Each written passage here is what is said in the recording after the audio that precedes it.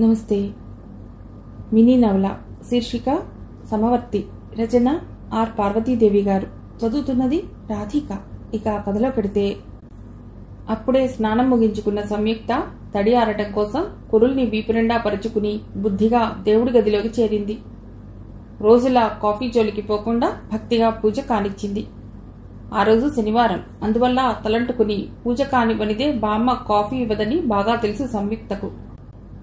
కొండలలో నెలకొన్న కోనేటి రాయడు వాడు శోభారాజ్ గొంతు మృదు మధురంగా వినబడుతోంది పక్కింటి రేడియో నుండి. అది విని తను కూడా రేడియో పెట్టింది. ఆ తర్వాత బామ్మ కోసం ఇల్లంతా వెతికింది. ఎక్కడా కనబడలేదు. వీధిలోకొచ్చి చూసింది. అరుగుపైన కూర్చుని ఉంది బామ్మ. ఏదో కీర్తన సన్నగా పాడుతూ ఒత్తులు చేస్తోంది. అలవాటైన చేతులు తమ పని తాము చేస్తున్నాయి. బామ్మ కళ్ళు మాత్రం ఎదురింటి రామనాథంపై ఉన్నాయి. తాను కూడా అటు చూసింది. వింతగాని విశేషంగాని ఏమీ లేదక్కడ. మామూలుగానే రామనాథం గారు పడకుర్చీలో కూర్చుని పేపర్ చదువుకుంటున్నారు. సంయుక్త బామ్మకు దగ్గరగా నడిచింది. బామ్మ రామనాథాన్ని దారుణంగా తిడుతోంది. మెల్లిగా తిడుతున్నందువల్ల పైకి వినపట్టలేదు. కుర్చీలో కూర్చుని పేపర్ చదువుతున్న ఆ మానవుడు తిట్లు తినేంత తప్పు ఏం చేశాడో అర్థం కాలేదు సంయుక్తకు. ఎందుకే బామ్మ పాపం ఆయన అలా తిడతావు? అడిగింది సంయుక్త.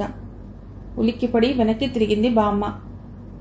చూడు, మరి ఆ పేపర్ ఇలా ఇస్తాడేమో, నీ ఉద్యోగాల సంగతి చూసుకుంటావనుకుంటే ఆ పేపర్ పట్టుకుని తల కిందులు పక్షిలా వేలాడుతున్నాడు.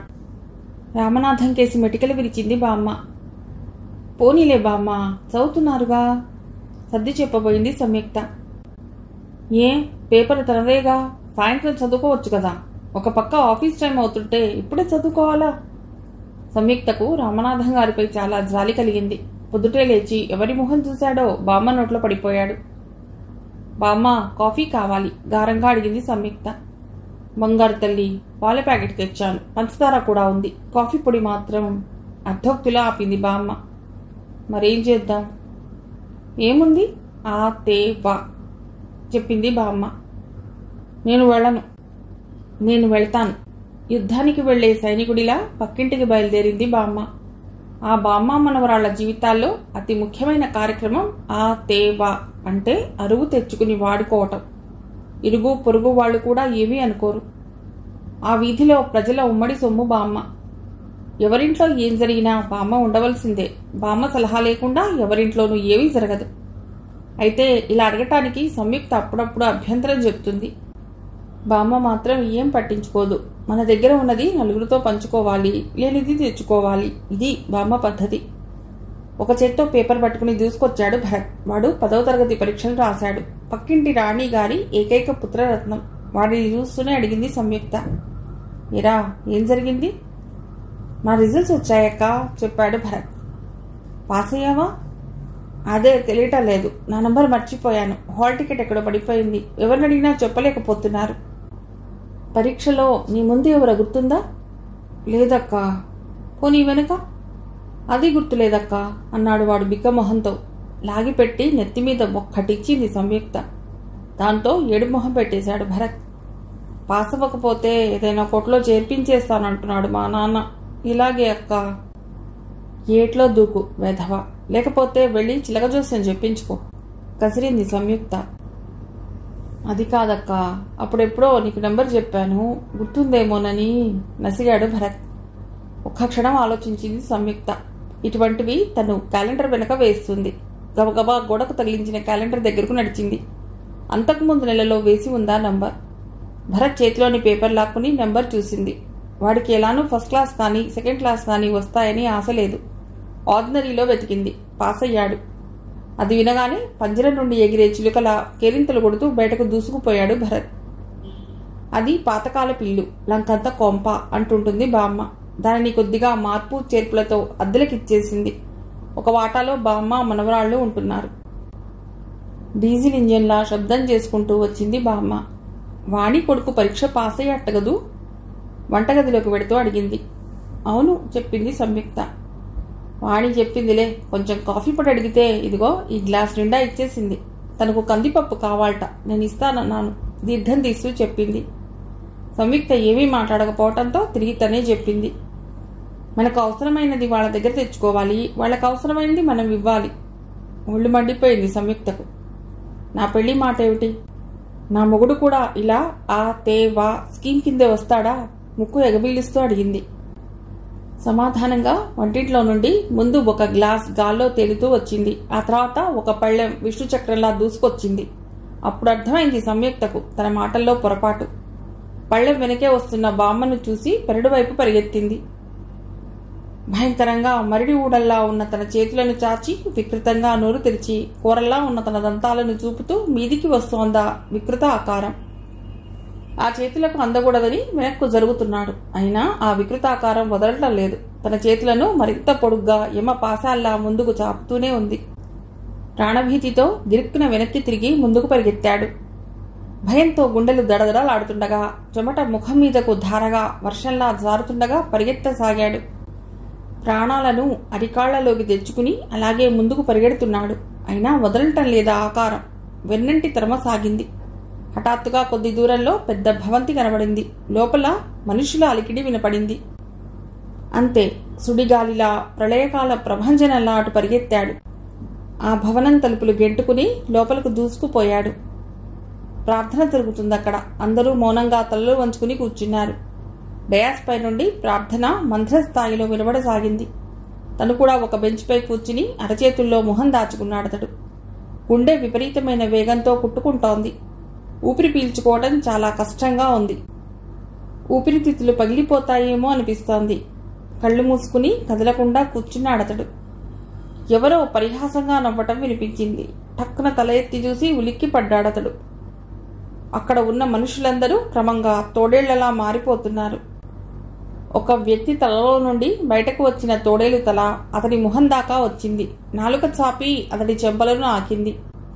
అతని కడుపు కండరాలను బిగదీస్తూ కంఠనాళాలను చీలుస్తూ వెలువడిందో భయానకమైన కేక. తుళ్లిపాటతో లేచి కూర్చున్నాడు సింధూర్. వాళ్ళంతా చెమట పోసి స్నానం చేసినట్లు ఉంది. తన గుండె చప్పుడు తనకే స్పష్టంగా వినబడుతోంది. చుట్టూ చూశాడు. తన గదిలోనే ఉన్నాడు. అంటే ఇంతవరకు జరిగింది కలన్నమాట. ఒక పక్కనున్న టెలిఫోన్ పెద్దగా మోగుతోంది. అయినా దాని జోలికి వెళ్లలేదు సింధూర్. నడుం వరకు కప్పుకున్న దుప్పటి తొలగించి బెడ్ పై నుండి కిందికి దిగాడు. ఒక మూలగా ఉన్న ఫ్రిడ్జ్ దగ్గరకు నడిచి దానిలో నుండి ఐస్ వాటర్ తీసి తాగాడు. ఆ తర్వాత ఫోన్ దగ్గరికి వెళ్ళాడు. ఎడమ చేత్తో రిసీవర్ తీశాడు. Hello, Sindoor speaking. సింధు, నువ్వు ఒక్కసారి ఇక్కడికి రావాలి. అవతల నుండి ఒక కంఠస్వరం మృదువుగా వినబడింది. ఇప్పుడే రమ్మంటారా మాస్టారు? అడిగాడు సింధూర్. అది అతడి బాక్సింగ్ గురువైన నంబియార్ కంఠస్వరం. నిద్రలో ఉన్న ఆ గొంతును వెంటనే గుర్తుపడతాడు. కాసేపు ప్రాక్టీస్ చేయి. ఆ తర్వాత మన మీటింగ్ ప్లేస్కి వచ్చేయి. ఇద్దరం కలిసి వెడదాం. ఈరోజు ఫైట్లో నువ్వు తప్పక గెలవాలి. Best of luck my boy. Thank you master, I need it చెప్పి రిసీవర్ హుక్ పై నుంచాడు సింధూర్. గోడకున్న వాల్ క్లాక్ 3 గంటలు చూపిస్తోంది. బాల్కనీలో నుండి బయటకు చూశాడు. ఇంకా చీకటి తెరలు వదలలేదు. నగరం మొత్తం సుషుప్తావస్థలో ఉంది. అతడు బస చేసిన హోటల్ కూడా నిద్రలోనే ఉంది. అతడికి తన కల గుర్తుకొచ్చింది. ఆ వికృతాకారం, తోడేళ్లు జ్ఞాపకం రాగానే అతడి శరీరం జలధరించింది. కలలు భవిష్యత్తును తెలుపుతాయంటారు.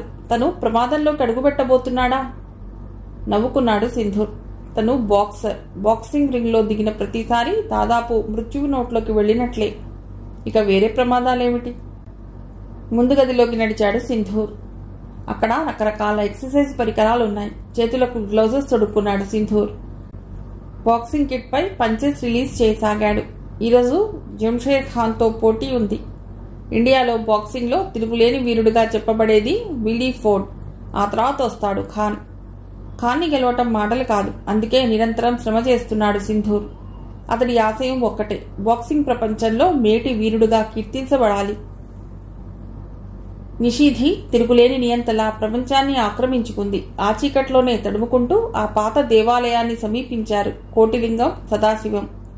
ఎప్పటితో పురాతన దేవాలయం అది. ప్రధాన ద్వారం వైపు వెళ్లలేదు వాళ్ళు.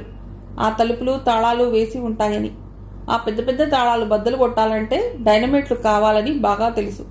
అందుకే వెనక వైపు వెళ్లారు. ప్రహరీ గోడ దగ్గరకు నడిచి చుట్టూ చూశారు. చిమ్మ చీకటిగా ఉంది. ఆ ఇద్దరిలో సదాశివం భారీ మనిషి, కోటిలింగం పిట్ట మనిషి. అందువల్ల సదాశివానికి ఇటువంటి గోడలు ఎక్కడం చాలా కష్టం. కోటిలింగం తేలిగ్గా ఎక్కగలడు. గోడకు ఆనుకుని 2 చేతులు కలిపి పట్టుకున్నాడు కోటిలింగం.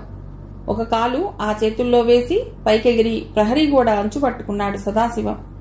చేతులపై బరువు మోపి మిగిలిన శరీరాన్ని పైకి లాక్కున్నాడు. కోటిలింగం గోడ నెర్రల్లో వేళ్లుంచి చాలా తేలిగ్గా పైకి చేరిపోయాడు. కాసేపు ఆ గోడపైనే చీకట్లో భూతాల్లా కూర్చున్నారు. సరిగ్గా అదే సమయంలో ఆకాశంలో ఒక మెరుపు తళుక్కున మెరిసింది. ఆ వెనకే భూనభోంతరాళాలు దద్దరిల్లేలా శబ్దం చేస్తూ ఎక్కడో పిడుగుపడింది. అంతే, అక్కడితో సహనం కోల్పోయినట్లు ఆకాశం వర్షించడం మొదలెట్టింది. తల నరకబడ్డ మొండెం నుండి ధారగా పడుతున్న రక్తంలా కురుస్తోంది వర్షం. ఆ వర్షంలో తడుస్తూ జాగ్రత్తగా అవతలి వైపు దూకేశారు. సదాశివం కుడివైపు కదిలాడు. కోటిలింగం మెడం వైపు కదిలాడు. ఆ గుడికి ప్రత్యేకంగా ఒక కాపలాదారు ఉన్నాడు.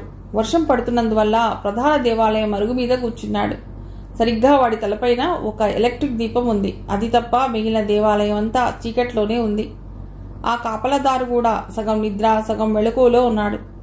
సంవత్సరాలుగా చేస్తున్న వృత్తి అతడిలో యాంత్రికత్వాన్ని పెంచింది. తన జేబులో నుండి చిన్న స్ప్రే బాటిల్ తీశాడు సదాశివం. దాన్ని జేబు రుమాల్పై నొక్కాడు. నొక్కే ముందే ఊపిరి బిగబట్టాడు. చీకటిలో వేగంగా కదిలాడు. ఆ కాపలాదారు అలికిడికి వెనుదిరిగే లోపలే అతడి మొహంపై జేబు రుమాలు గట్టిగా నొక్కాడు. సరిగ్గా 2 నిమిషాలు గింజుకున్నాడు. ఆ తర్వాత శవంగా మారిపోయాడు. వెంటనే జేబు రుమాలు వదిలేసి ఆ శవానికి దూరంగా వచ్చేశాడు సదాశివం. 2 నిమిషాలాగి ఆ శవం దగ్గరికి వెళ్ళాడు సదాశివం. అతడి దుస్తుల్లోని తాళాల గుత్తిని బయటకు లాగాడు. అది తీసుకుని రెండో వైపుకు వెళ్ళాడు. ఆ దేవాలయంలో ప్రధానమైన గుడి శివుడిది. ఆ గుడి కాక దాని పక్కనే ఒక చిన్న గుడి ఉంది. ఆ గుడి ముందు నిలబడి ఉన్నాడు కోటిలింగం. తన దగ్గర ఉన్న తాళాలతో ఆ గుడి తలుపులు తెరిచి లోపలికి ప్రవేశించాడు సదాశివం. అతన్ని అనుసరించాడు కోటిలింగం. లోపలికి అడుగుపెట్టగానే ఏదో గమ్మత్తైన వాసన వారి ముక్కుపుటాలకు సోకింది. లోపల 8 విగ్రహాలు వరుసగా ఉన్నాయి. అవి రాతి విగ్రహాలు. దేశంలో ఎక్కడా లేని విచిత్రమైన విగ్రహాలు.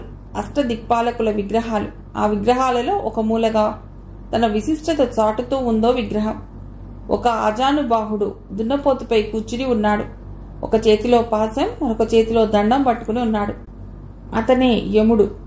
సకల చరాచర ప్రపంచంలోనూ జరామరణాలు ఎవరి ఇష్ట ప్రకారం జరుగుతాయో, ఎవరికి భయపడి మనిషి పాపం చేయటానికి జడుస్తాడో, ఎవరి నీడ సైతం తనపై పడకూడదని ముక్కోటి దేవతలను ప్రార్థిస్తాడో ఆ యముడి విగ్రహం అది. ఏ దేవునికైనా సాంబ్రాణి పొగ వేస్తారు, అగరత్తులు వెలిగిస్తారు. కానీ ఈ కాలయముడికి గంజాయి పొగ వేస్తారు. అంతేకాదు, ఆ గుడి వెనకే శ్మశానం ఉంది. అక్కడ శవాలను కాలిస్తే ఆ పొగ సరిగ్గా ఇక్కడికే వస్తుంది. ఏ రోజైనా శవం కాలకపోతే పూజారి తన వెంట్రుకలు తీసి కాలుస్తాడు. ఆ విగ్రహాన్ని ఒక్కసారి తృప్తిగా చూశాడు సదాశివం. కోటిలింగం దగ్గర ఉన్న లెదర్ బ్యాగ్ తీసుకున్నాడు. దానిలో నుండి ఒక రింగ్ వంటి సాధనాన్ని తీసి ఆ విగ్రహం పాదాల కిందగా అమర్చాడు. తన దగ్గర ఉన్న నలుచెదరపు పెట్టెపైని మీటలు గబగబా నొక్కసాగాడు. అది ఒక ఎలక్ట్రిక్ కటర్. యముడి విగ్రహం పాదాల కింద ఉన్న పీఠం నిమిషాల మీద కత్తిరించేశాడు.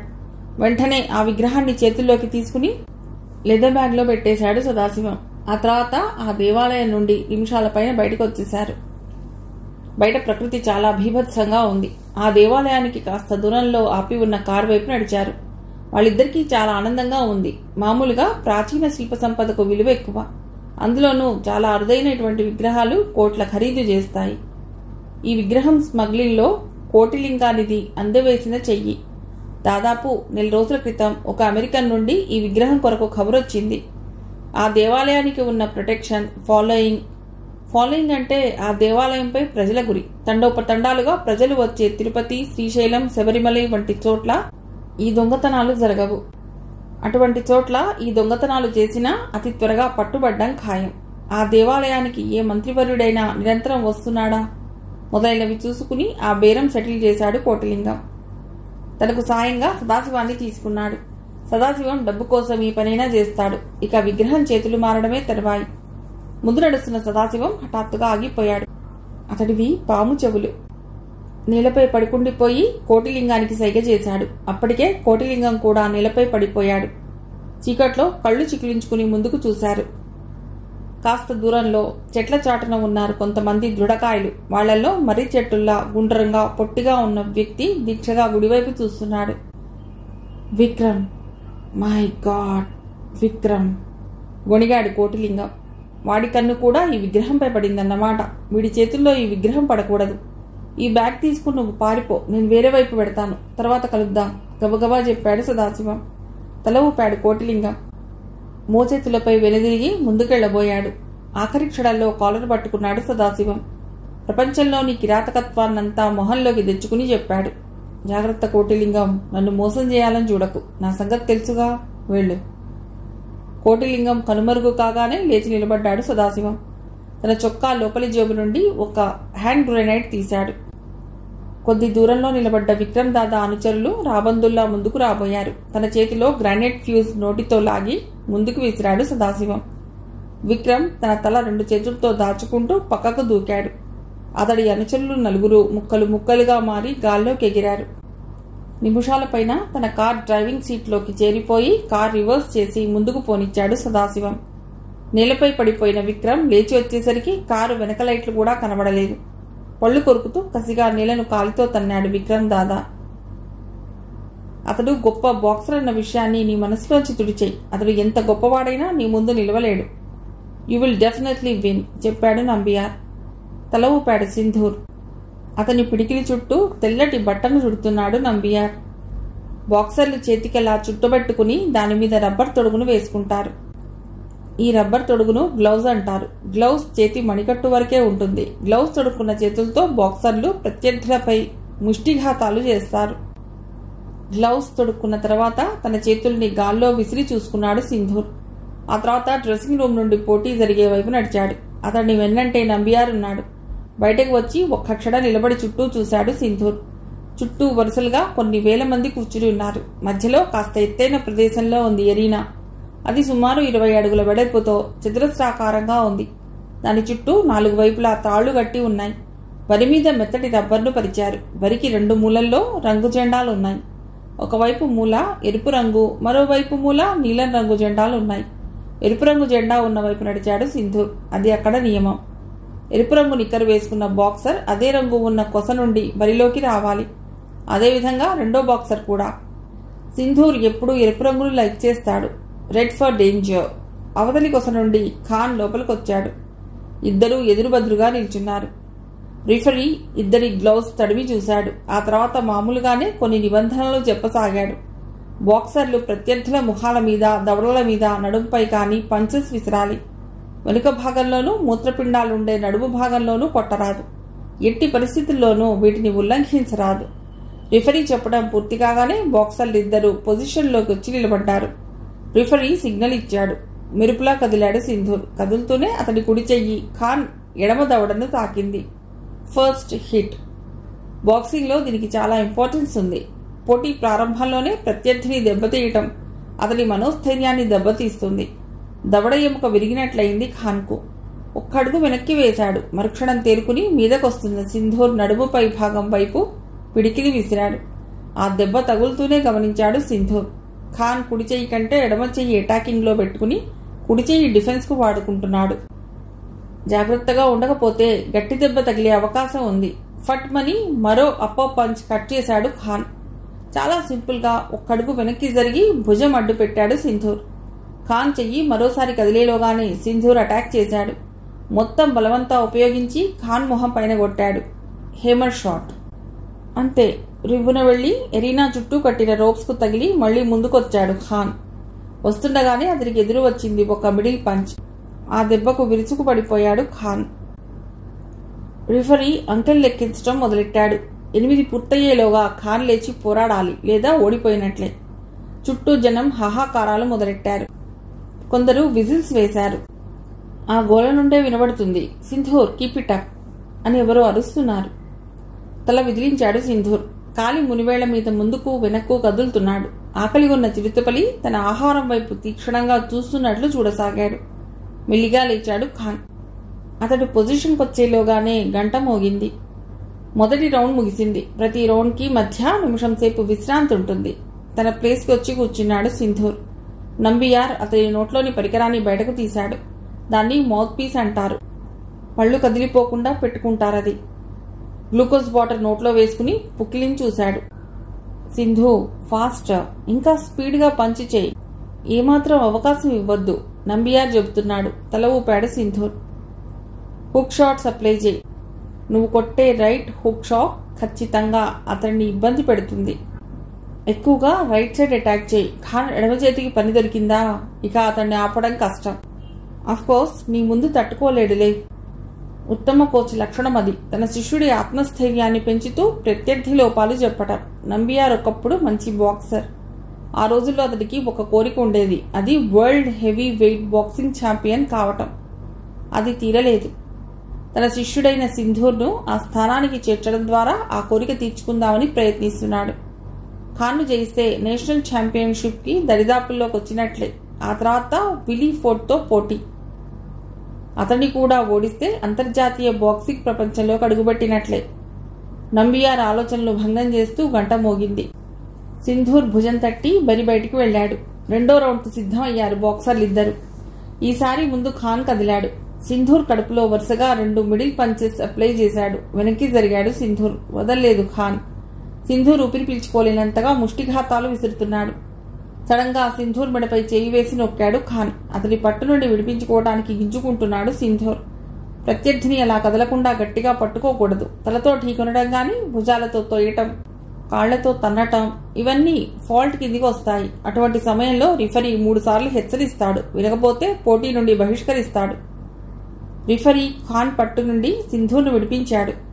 తిరిగి రిఫరీ సిగ్నల్ ఇవ్వగానే ఫైట్ మొదలైంది. సింధూర్లో క్రోధం పడగవిప్పి బుసగొట్టింది. అతడిలోని రియల్ బాక్సర్ పిడికిళ్లు బిగించి లేచాడు. ఈసారి ఖాన్కు అవకాశం దొరకలేదు. రివ్వున దూసుకు వస్తున్న ఖాన్ పిడికిల్ నుండి ఇన్స్టింక్టివ్గా తల పక్కకు వంచి తప్పుకున్నాడు సింధూర్. ఎడమ చేత్తో ఖాన్ కుడిబుగ్గపై హుక్ వేశాడు. వెనక్కు తూలాడు ఖాన్. అంతటితో ఆగలేదు సింధూర్. ఫిరంగి గుండులా ముందుకు దూకాడు. లెఫ్ట్ వెంట రైట్, రైట్ వెంబడి లెఫ్ట్ హుక్స్తో ఖాన్ ముఖం పచ్చడైపోయింది. క్షణాలలో నల్లగా కమిలిపోయింది. ముక్కు దూలం విరిగిపోయి రక్తం ధారగా కారుతోంది. అయినా నిలదొక్కుందామని చూస్తున్నాడు. తిరిగి అటాక్ చేద్దామని ప్రయత్నిస్తున్నాడు.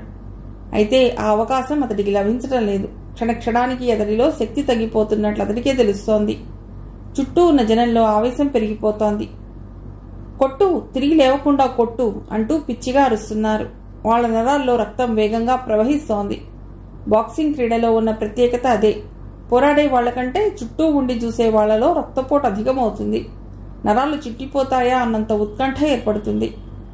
నిస్సత్తుగా నేలకు జారిపోయాడు ఖాన్. రిఫరీ కంగారుగా ముందుకొచ్చాడు. ఎడం చేత్తో సింధూర్ను వెనక్కి గంటి ఖాన్ ముందు మోకాళ్లపై కూర్చుని అంకెలు లెక్కబెట్టసాగాడు. 1, 2, 3, 4.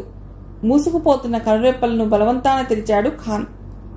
5, 6. మెల్లిగా లేచాడు ఖాన్. అతడి కుడికన్ను నల్లగా కమిలిపోయి నిమ్మకాయ సైజుకు వాచిపోయింది. ముక్కు నుండి చెంపల నుండి రక్తం కారుతోంది. ఆఖరి ప్రయత్నంగా పిడికిల్లోనికి శక్తినంతా తెచ్చుకుని సింధూర్పై దాడి చేశాడు. వెనక్కి జరగలేదు సింధూర్. కనీసం అతడు కొట్టే దెబ్బ నుండి తప్పించుకుందామనైనా ప్రయత్నించలేదు. పెద్ద పులి ఎరపైకి దూకే ఆఖరి క్షణంలో అరిచినట్లు భీతావహంగా అరిచాడు. విపరీతమైన వేగంతో కింద నుండి పైకి ఒక అప్పర్ పంచ్ డెలివరీ చేశాడు. దెబ్బ వెంబడే గాల్లోకి లేచింది ఖాన్ శరీరం. 10 అడుగుల తర్వాత నేలపై డక్కయింది. రిఫరీ అంకెలు లెక్కబెట్టసాగాడు. అచేతనంగా పడి ఉన్న ఖాన్ శరీరాన్ని చూస్తూ అలాగే నిలబడ్డాడు సింధూర్. కదలిక లేకుండా ఖాన్ పడి ఉన్న తీరుబట్టే తెలుస్తోంది అతడు ఇప్పట్లో లేవడని. ఏ బాక్సర్ అన్నా నిర్ణీత రౌండ్ ముగిసేలోగా స్పృహ తప్పి పడిపోయినా, తీవ్రంగా గాయపడ్డా అతడి ప్రత్యర్థి గెలిచినట్లు రిఫరీ ప్రకటిస్తాడు. బాక్సర్ పోటీ నుండి తప్పుకుంటే రిటైర్డ్ అంటారు. స్పృహ తప్పి పడిపోతే నాక్డౌట్ అంటారు. 2 నిమిషాల తర్వాత రిఫరీ వచ్చి సింధూర్ చేయి పైకెత్తాడు. దూకే జలపాతపు హోరులా జనం చప్పట్ల మోత వినిపించింది. సింధూర్ దగ్గరకు పరుగున వచ్చి నంబియార్ అతన్ని పట్టుకుని జనాన్ని తప్పుకుంటూ డ్రెస్సింగ్ రూమ్ వైపు తీసుకెళ్లాడు. You're great Sindhoor, you're great. అతడి చెంపలపై రక్తాన్ని టవల్తో అద్దుతూ మెచ్చుకున్నాడు నంబియార్. కంగ్రాచ్యులేషన్స్ వెనక నుండి వినపడింది. గిర్రున వెనక్కి తిరిగి చూశాడు సింధూర్. అక్కడ ద్వారానికి అడ్డంగా ఒక దృఢకాయుడు నిలబడి ఉన్నాడు. తెల్లటి దేహఛాయ, కండలు తిరిగిన శరీరం, రింగులు తిరిగిన ఎరుపు రంగు జుట్టు, తేనె రంగు కళ్ళు. అతడు ఆంగ్లో ఇండియన్ అని చెప్పక చెప్తున్నాయి. విలీ ఫోర్డ్ వణిగాడు నంబియార్. ద్వారంలోనున్న విలీ ఫోర్డ్ గిర్రున వెనుదిరిగి వెళ్లిపోయాడు. కొద్ది రోజుల్లో విలీ ఫోర్డ్తో ఫైట్ చేయవలసి వస్తుందని సింధూర్కు తెలుసు. అతడింకా విలీ ఫోర్డ్ నిల్చున్న ద్వారం వైపే చూస్తున్నాడు. ఎందుకో అక్కడ మృత్యుదేవత నిల్చున్న భావన కలగసాగింది. ఎరీనాలో గొరిల్లాలా మీదకు దూకే విల్లీఫోర్డ్తో తలపట్టం మృత్యువుని ఎదిరించడమే. నువ్వు కావాలని కోరుకున్నది నీ చేతికి అందకపోవచ్చు. అందదేమోనని ఆశ వదులుకున్నది నిన్ను వెతుక్కుంటూ రావచ్చు. జయమైనా అపజయమైనా నీ జీవితంలోకి తొంగి చూసినప్పుడు నిబ్బరంగా దాన్ని ఆహ్వానించడమే మంచిది. ఊపిరి పీల్చుకోవటానికన్నట్లు ఒక్క క్షణం ఆగింది బామ్మ. తలపట్టుకుని కూర్చుంది సంయుక్త. అప్పటికి గంట నుండి వాయించేస్తోంది బామ్మ. ఆ రోజు ఒక ప్రైవేట్ కంపెనీలో ఉద్యోగానికి ఇంటర్వ్యూ ఉంది. పొద్దుటే లేచి తయారైంది సంయుక్త. కాసేపు ఏదైనా చదువుకుందామని కూర్చుంది. ఉద్యోగం దొరకనందుకు తన మనవరాలు అలా దిగులుగా కూర్చుందేమోనని బామ్మ భ్రమపట్టంతో సంయుక్తకు కష్టాలు మొదలయ్యాయి. బామ్మ, ఇంటర్వ్యూకి టైం అయిపోతోందే, ఏడుపు గొంతుతో చెప్పింది సంయుక్త. కాబట్టి ఉద్యోగం వచ్చినా రాకపోయినా బెంగపడకు, నీకెప్పటికైనా మంచి ఉద్యోగం వస్తుంది. తన సుదీర్ఘ ఉపన్యాసాన్ని అంతటితో ఆపింది బామ్మ. బుద్ధిగా తల ఊపింది సంయుక్త. చేతిలో ఫైల్ ఒకసారి సరిచూసుకుని తుర్రున బయటికి పారిపోయింది. సంయుక్తకు నిజంగానే ఆ ఉద్యోగం వస్తుందని నమ్మకం లేదు. డిగ్రీ అయిన తర్వాత ఎన్నో ఇంటర్వ్యూలకు వెళ్ళకపోయినా ఇంటర్వ్యూ పద్ధతి బాగా తెలిసింది కనుక ఆ ఉద్యోగంపై పెద్దగా ఆశలు పెట్టుకోలేదు. సంయుక్త తల్లి చనిపోయిన తర్వాత ఆమె తండ్రి విరక్తితో దేశాలు పట్టిపోయాడు. ఆ పసికందును తల్లి తండ్రి తానే పెంచింది బామ్మ. సంయుక్త కూడా తన జీవితంలో అమ్మా నాన్నలను అడిగిన క్షణాలు చాలా తక్కువ. ఆమె సర్వస్వం బామ్మే. బామ్మ దగ్గర చిన్న పిల్లలా గారం చేస్తుంది. తల్లికి చెప్పినట్లు తన కష్ట సుఖాలు చెప్తుంది. తండ్రి దగ్గరలా భక్తిగా భయంగా ఉంటుంది. ఒక స్నేహితురాల్లా వేళాకోళం చేస్తుంది. ఉన్న ఇల్లు అమ్మి సంయుక్త పెళ్లి చేసేయాలని బామ్మ ఆశ. ఎలాగైనా ఉద్యోగం సంపాదించి తన కాళ్లపై తాను నిలబడాలని సంయుక్త ఆకాంక్ష. సిటీ బస్సుల సంగతి బాగా తెలుసు కాబట్టి గంట ముందు బయలుదేరి బస్ స్టాప్ చేరుకుంది సంయుక్త. అక్కడ ఉన్న చిన్న సిమెంట్ బెంచ్ మీద కూర్చుంది. కూర్చున్న తర్వాత ఏం చేయాలో తోచలేదు. కాసేపు సర్టిఫికెట్స్ చూసుకుంది. కాసేపు గోడలకు అంటించిన సినిమా పోస్టర్లు చూసింది. ఇంకాసేపు దిక్కులు చూస్తూ కూర్చుంది. అదే రోడ్డుపై కొంచెం దూరంగా చెత్తకుండీ వెనక దాక్కున్న కోటిలింగం కళ్ళు ఈ అమ్మాయిపై పడ్డాయి. అతడు ఆ ప్రదేశం నుండి బయటకు వచ్చిన మరుక్షణం శత్రువులు పిచ్చి కుక్కను చంపినట్లు చంపుతారు. అయితే అటువంటి పరిస్థితులు అతడి జీవితంలో కోకొల్లలు. అందుకే అతడు తన ప్రాణాలకు భయపడటం లేదు. తన దగ్గర ఉన్న రహస్యం చేజారిపోతుందేమోనని భయపడుతున్నాడు. చివరకు తెగించి నిల్చున్నాడు కోటిలింగం. గబగబా సంయుక్త వైపు నడిచాడు. సూటిగా తన వైపు వస్తున్న ఆ రఫ్ క్యారెక్టర్ని భయంగా చూసింది సంయుక్త. ఏం పాపా, బావున్నావా? అడిగాడు కోటిలింగం. తల ఊపింది సంయుక్త. భయంతో పిడిచగట్టుకుపోయిన ఆమె పెదవులు మాట్లాడటానికి సహకరించడం లేదు. నేను మీ నాన్న స్నేహితుడిని. మా నాన్నగారి స్నేహితులా? మా అమ్మ పోయాక ఆయన ఏమయ్యారో మాకెవరికీ తెలియదు. ఆ మాత్రం తీగ చాలు కోటిలింగానికి డొంకంతా లాగ్గలడు. అవునమ్మా, భార్య పోయిన వైరాగ్యంతో ఆయన సన్యాసుల్లో కలిసిపోయాడు. ప్రస్తుతం బెనారస్లో ఉంటున్నాడు. నేను వస్తున్నానని తెలిసి నీకోసం గొలుసు పంపాడు. కాశీలో ఆయన అందరూ మహత్తుగల స్వామిగా చెప్పుకుంటారు. ఇది మెడలో వేసుకుంటే అంతా మంచి జరుగుతుందని చెప్పమన్నారు. కోటిలింగం ఇచ్చిన గొలుసు చేతిలోకి తీసుకుంది సంయుక్త. ఆ గొలుసు చివర ఒక లాకెట్ ఉంది. దానిపైన ఒక డ్రాగన్ బొమ్మ ఉంది. ఒక్క క్షణం తటపటాయించి ఆ గొలుసు మెడలో వేసుకుంది. తృప్తిగా నిట్టూర్చాడు కోటిలింగం. చాలు, ఇక శత్రువుల నుండి తాను తేలిగ్గా తప్పుకోగలడు. ఆ తర్వాత ఈ అమ్మాయిని తేలిగ్గా పట్టుకోగలడు. రివ్వున దూసుకు వచ్చిన సిటీ బస్ సరిగ్గా సంయుక్త ముందాగింది. తలతిప్పి కోటిలింగం వైపు చూసింది సంయుక్త. వెళ్ళిరా తల్లి, నా పేరు కోటిలింగం, మీ ఇంటికి వచ్చి కలుస్తాను అన్నాడు. వెంటనే బస్ ఎక్కేసింది సంయుక్త. ఆ కొత్త వ్యక్తి తన తండ్రి స్నేహితుడేనని నమ్మిందామె. సిటీ బస్సు ముందుకు కదిలిన తర్వాత రోడ్డు దాటబోయాడు కోటిలింగం. కల్లోలిత కడలి తరంగంలా దూసుకు వచ్చిందొక జీప్. వెనక సీట్లో నుండి మెరుపులా ముందుకు దూకారు ఇద్దరు వ్యక్తులు. వాళ్ళని గమనించి వెనక్కు తప్పుకోబోయాడు కోటిలింగం. ఆ వ్యక్తుల చేతుల్లో తటాలన మెరిశాయి పటకా కత్తులు. పగబట్టి మీదకు దూకే కరినాగుల్లా కోటిలింగం కంఠం వైపు దూసుకు వచ్చాయి అవి. తన ఆఫీస్ అద్దాల కిటికీలోంచి బయటకు చూస్తున్నాడు రతన్లాల్. నిజానికి ఆఫీసులో రతన్లాల్కు పనేమీ ఉండదు. అంతా కింద ఉద్యోగులే చూసుకుంటారు.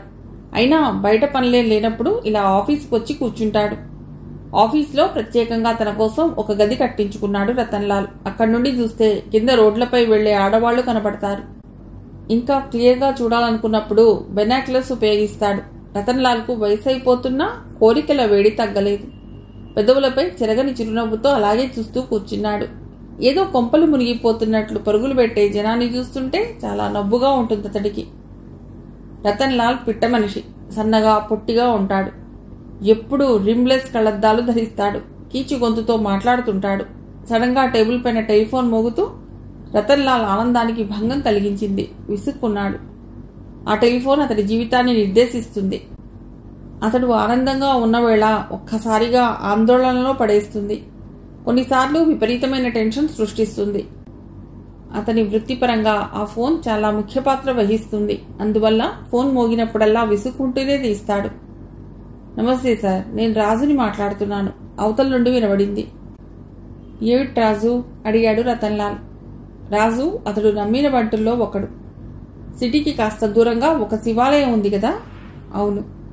ఆ శివాలయం నుండి ఒక విగ్రహాన్ని దొంగతనం చేశారు సార్. కోటిలింగం అనేవాడు సదాశివం అనే మరో క్రిమినల్ సహాయంతో ఈ దొంగతనం చేశాడు. ఆ విగ్రహాన్ని ఏం చేశారు? ఆతృతగా అడిగాడు లాల్. ఇంకా తెలియదు సార్. వాళ్ళు రాత్రి దొంగతనం చేశారు. ఇంకా అవతల పార్టీకి అందించి ఉండరు. అర్జెంటుగా వాళ్ళు ఎక్కడున్నారో ఆరాతి. ఆ విగ్రహాన్ని మనమే బేరం చేద్దాం చెప్పి ఫోన్ పెట్టేశాడు రతన్ లాల్.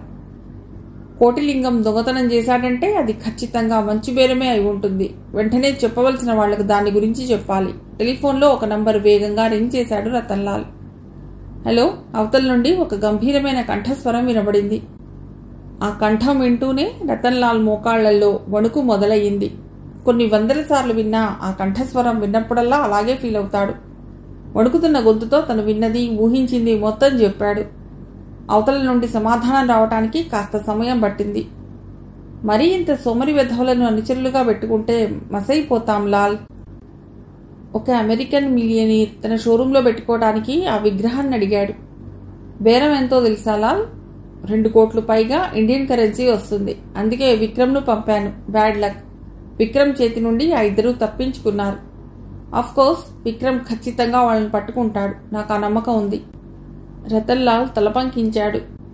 ప్రపంచంలో పరమ కిరాతకులకు ఇచ్చే అవార్డు ఏదైనా ఉంటే అది విక్రమ్కు మాత్రమే వస్తుంది.